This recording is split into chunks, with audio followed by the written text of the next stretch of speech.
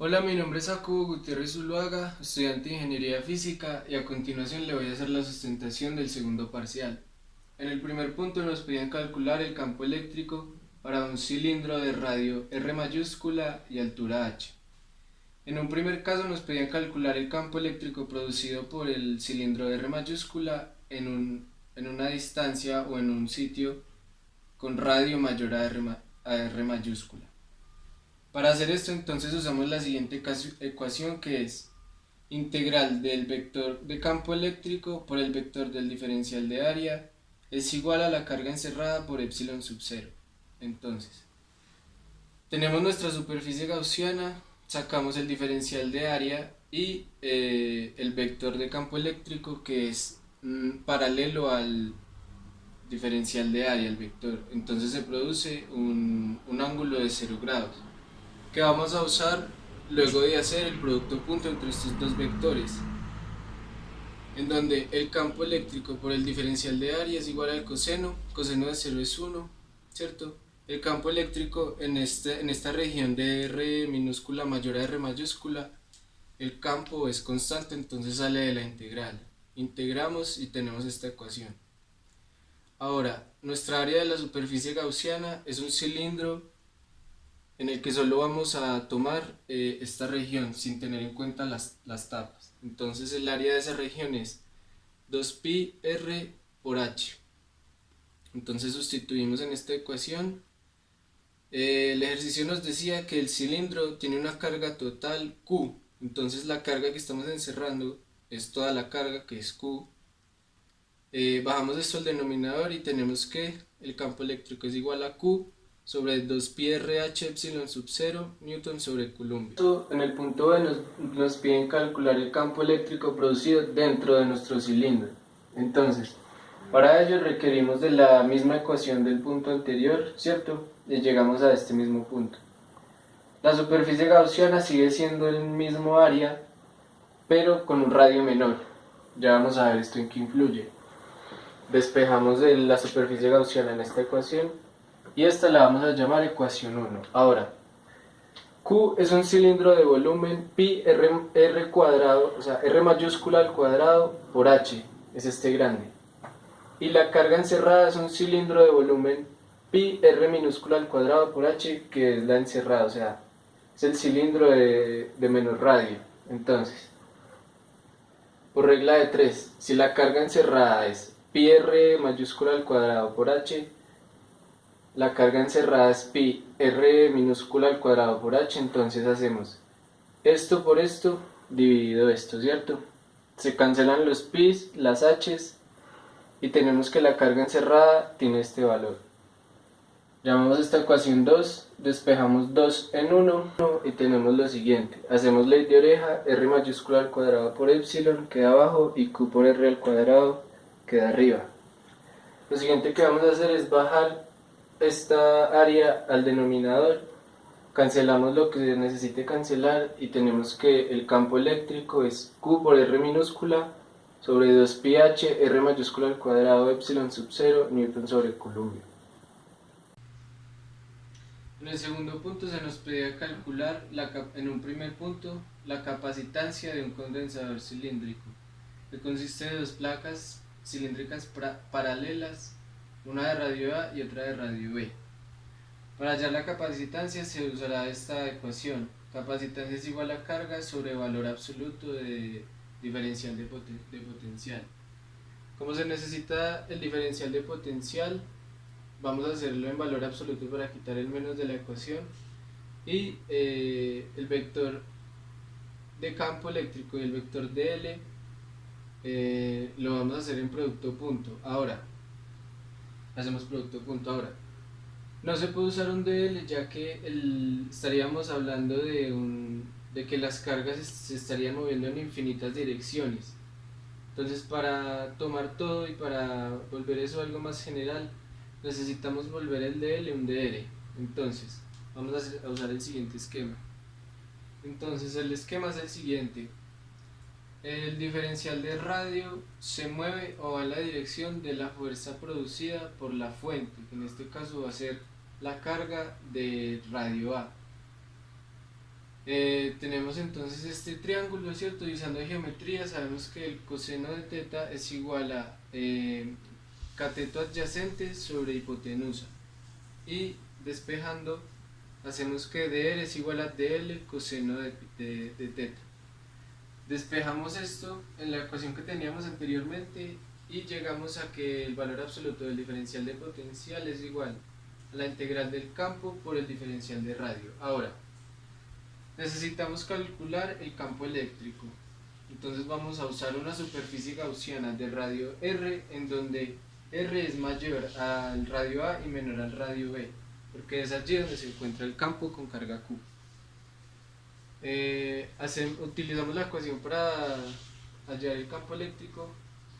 Hacemos producto punto entre estos dos vectores, que tenemos el esquema aquí, en donde el vector de campo eléctrico y el vector del diferencial de área son paralelos, por lo tanto el coseno de 0 es 1.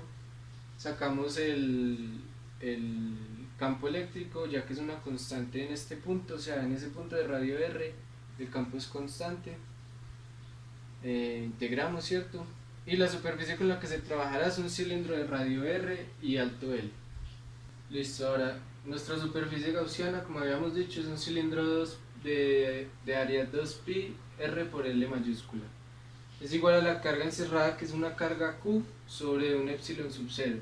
Despejamos el campo, llamamos a esta ecuación 3 y reemplazamos 3 en 2, que era la ecuación que teníamos anteriormente. Sacamos lo que es constante y dentro de la integral queda 1 sobre R por dr.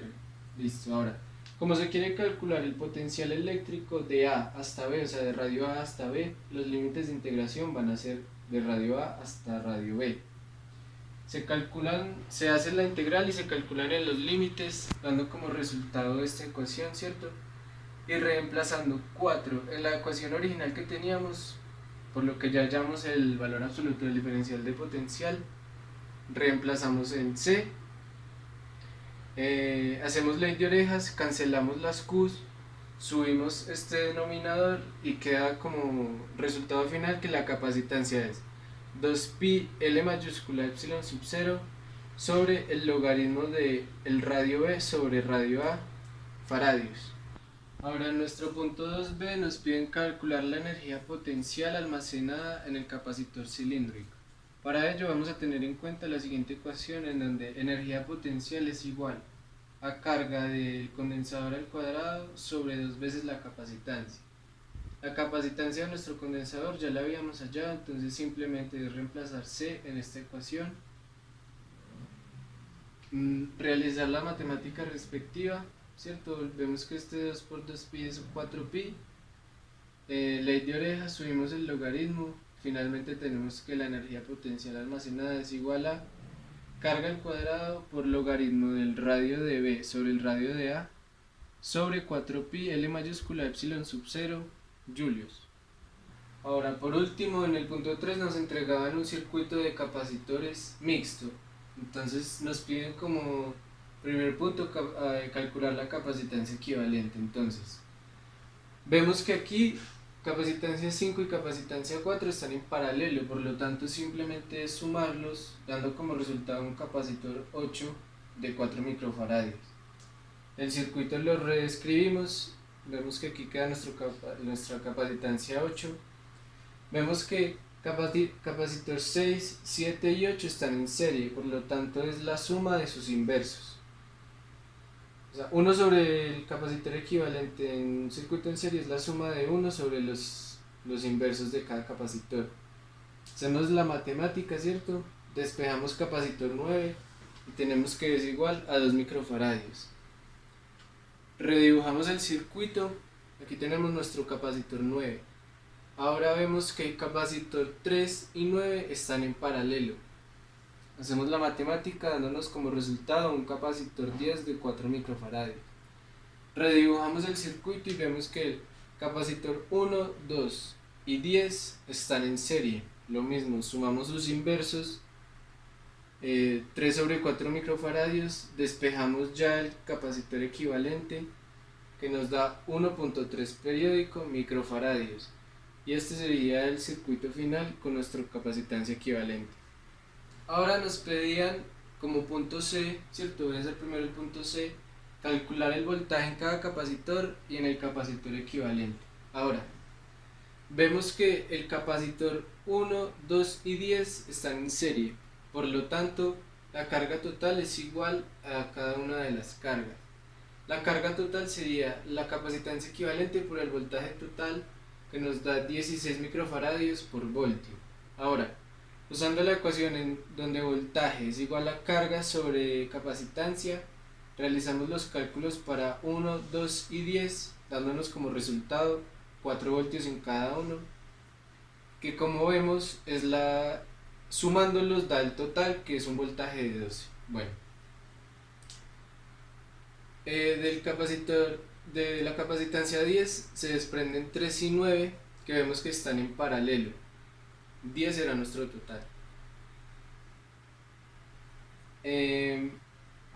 Cuando están en paralelo, los voltajes son iguales del total y cada uno de sus capacitores respectivos. Entonces, habíamos dicho que el voltaje para 10 es 4 voltios, por lo tanto para 3 y 9 también será 4 voltios. El capacitor 6, 7 y 8 están en serie, como vemos acá. Estos tienen como total un capacitor 9 que está acá. Entonces en serie las cargas son iguales para cada capacitor. La carga para 9 es 2 microfaradios por 4 voltios. Entonces la carga para 9 es 8 microfaradios por voltio.